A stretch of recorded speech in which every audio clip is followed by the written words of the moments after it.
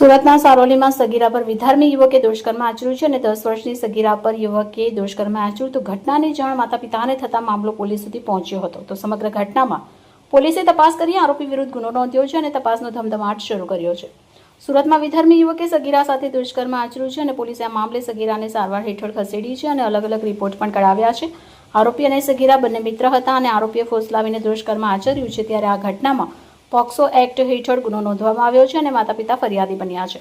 35 વર્ષીય વિધર્મી યુવકે બળજબરીથી દુષ્કર્મ આચર્યું હતું અને વિધર્મી યુવક દ્વારા ઘરના ધાબા પર મોઢું દબાવી દુષ્કર્મ આચર્યું હોવાની ફરિયાદ નોંધાઈ છે.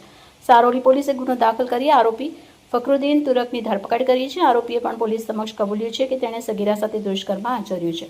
રિપોર્ટર ચેતન તરી, બુલેટ 26 ગુજરાત ન્યૂઝ, સુરત.